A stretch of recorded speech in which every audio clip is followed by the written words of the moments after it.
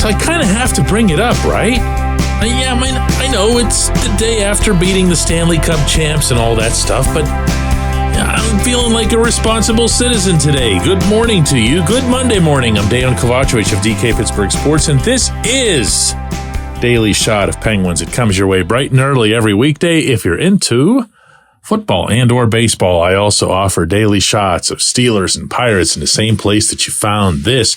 Penguins 3, Golden Knights 0 last night at PPG Paints Arena. Alex Nedeljkovic with a 38 save shutout, like right off of the injured reserve. Went to Wilkes-Barre, scored a goal, came up feeling all good about himself, wearing his Myles Garrett jersey because he's an Browns fan even when it's completely uncool in a certain city to be a Browns fan, especially yesterday. Ryan Graves got on the board for the first time. That was a welcome sight. Noel Acciari contributed to the offense, also a welcome sight. Actually, the whole fourth line had a really good shift leading to that goal. And then Evgeny Malkin coming up with the long-range empty netter. That's a nice W for this team. I am not here to take anything away from it. I don't care that the Golden Knights played the day before across the Commonwealth and lost to Philadelphia because the Penguins were playing the night before in Raleigh. But that's what I want to talk about. Yeah, I know. I'm sorry. It's just too big. It's too important an issue to just try to blow it off by saying, as some players did after losing to both the Devils and the Hurricanes, that was last year. Let's not be connecting things from this year to last year. This is a different team. And it is a different team to an extent. But if the same problems persist and there's enough of the roster that's still in place, yes, you still have work to do as it relates to not just the Devils and the Hurricanes, but also the Rangers, who coincidentally happen to be the next opponent on the schedule for the long-beloved Thanksgiving Eve game here in Pittsburgh. That's going to be quite the scene. And it's got to be, I believe, quite the 2 points. And I don't want to overstate this, but at some point or other, this entire season is going to come down to whether or not the Penguins can break through their own ceiling of not being able to beat the perceived top 3 teams in the Metro. Because you do have to get out of the Metro to advance in the playoffs. You're going to have to face somebody in the Metro. And whatever it is that the Metro teams are doing to you, or even if it's just these 3, and I believe that it is, and that you can't handle it, you've got to find a way to handle it.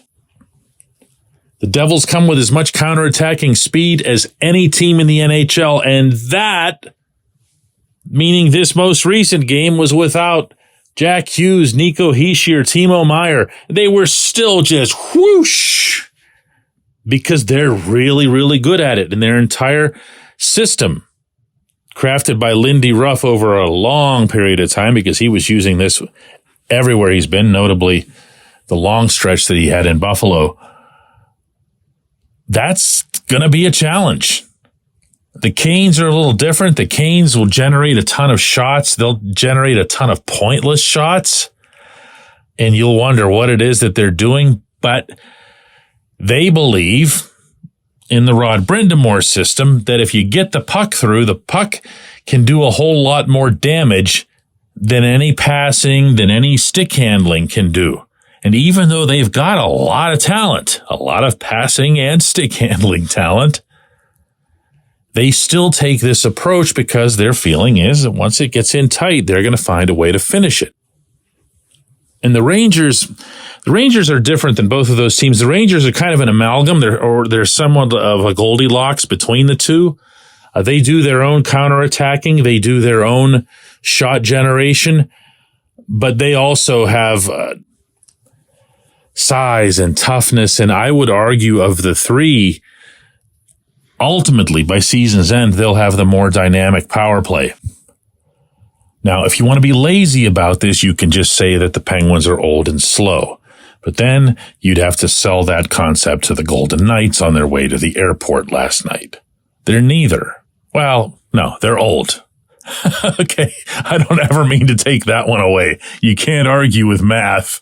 And their various birth dates and everything still line up to show that they're the oldest average team in the league. But they aren't slow. And there's now data to affirm that. They can skate, but they've got a different approach, and they need to have that different approach in order to succeed against teams like these three. What they also need, and this is a lot less tangible, and it's the main point that I want to make here, they need to start feeling it against these teams. They need to start not just playing well as they did for the better part of the game, certainly Saturday night in Raleigh, but they need to start getting some results. They need to start, mobbing their goaltender after a game against one of these three. It's going to be, mark my words, the thing that defines how this season goes for this team, meaning how they handle these three. When we come back, J1Q.